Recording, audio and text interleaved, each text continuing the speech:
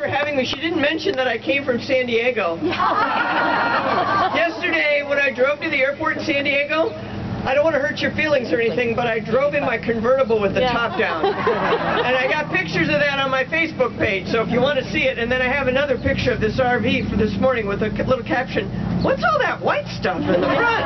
What is that?" Well, now, listen, I was told that there might be a few hunters in an area like this, and so I brought my ear protectors. I'm not a hunter myself. I don't know, do you guys have these type of ear protectors? They're very snazzy. You can turn them on, and they block out the noise. They block out a big loud noise, like if you shoot your gun, it blocks out the noise. Do you guys know what I'm talking about here? Okay, good. People in San Diego would have no idea what I'm talking about. But I can hear you because I've turned up the volume on my little headset here. You can hear what you want, but you block out the noise. Now, why would I bring ear protectors to a marriage rally? Because there's a lot of noise in the marriage debate. You know what I'm talking about? Every time somebody says, "You're a bigot," that's just noise. That is just noise. That is designed to keep you, and when somebody says that to you, what happens? You go, right? You go, you sort of immediately recoil, just like the shotgun going off in your ear. It's like, right? So you got to do something to stop the noise so you can think. And the people on the other side are very deliberate and intentional about keeping the subject away from the subject. Instead of the subject being, what is marriage and why do we need it, the subject is, what's wrong with you guys that you're so mean to us and that you're on the wrong side of history? That's what they want to talk about. So what I want to say, what I want to do in the short little time I have with you is to give you something that is basically the equivalent of ear protectors, so that you can keep out that big loud noise and let in what you need to hear. Okay? So the key idea is something that Crystal alluded to. She's been listening to my stuff and I've been training her. The important question is, what is the essential public purpose of marriage? What is the essential public purpose of marriage? Why do we have marriage in the first place? Well, I would say that the answer to that question is very simple. We have the essential public purpose of marriage is to attach mothers and fathers to their children and to one another. That's it. We don't have marriage so that people can have white pretty dresses. We don't have marriage so people can have a party. We don't have marriage so people can get health insurance. All of those are private reasons that are inessential. Right? It might be why you personally want to get married. Maybe you want to get married because you want to make your mom and dad stop bugging you. Why don't you marry the girl? You know, we have all kind of private reasons we want to get married, but that's not why you have marriage in the first place. And in fact, every known society has something like marriage that attaches mothers and fathers to their children and one another. Now, as soon as you see that that's the public purpose, that's the essential public purpose of marriage, then you can see right away that a same-sex couple is different from an opposite-sex couple with respect to that purpose.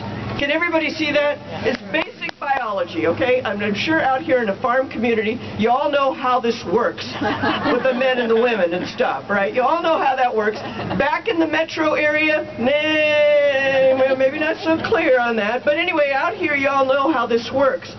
So the reason that's significant is that the courts understand, the courts, the Supreme Courts, the state courts, the federal courts, they understand that if things are different, if people are different with respect to the essential purpose, then it's okay to treat people different. It's okay to treat different things differently. That's not discrimination. It's perfectly okay. And court after court actually has said, yeah, the state's purpose in marriage is a procreative purpose. Yeah, you can have a man-woman requirement. That's perfectly okay to require one man and one woman. In fact, that kind of makes sense. So when courts have said it's discrimination to have man-woman marriage, what they have to do is redefine the purpose of marriage. What they have to do is create a gender-neutral purpose of marriage. In California, Judge Von Walker, who overturned Prop 8, can we have a boo for... Boo. Yeah, thank you very much. Okay. When Von Walker overturned Prop 8, he came up with a purpose of marriage that was completely gender-neutral. He said something like it's the state's recognition of and for two people who want to share their commitment with one another and share resources and take care of any dependents, if any, you know. And that, if you look at that purpose, there's nothing there about children. It doesn't even have to be a sexual relationship. I tell my students, listen, you guys, be careful. Don't share too much money with your roommate, or by the end of the semester, you could count as married under his definition of marriage, okay? There's nothing left. It's nothing but a government registry of friendships.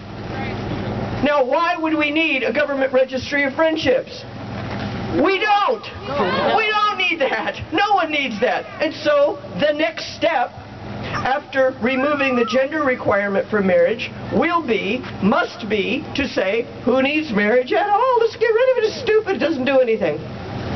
But the purpose of attaching kids to their parents, that job will still need to get done. And we won't have the tools to get it done. And that's why we have got to stand strong for man-woman marriage. That's why it's so important. And that's why we need you. We need all of you guys here, okay? To deliberately bring a child into the world with the idea that they will never have a relationship with either their mom or their dad, that is wrong. To deliberately deprive a child of a relationship with one of their parents, to do that on purpose just because grown-ups want to, that's wrong. That is a structural injustice to children. That is an injustice to children, and there's been too much of that in this society, and I am not going to stand by and watch another round of that take place. Not on my watch. Not on my watch. Not this time.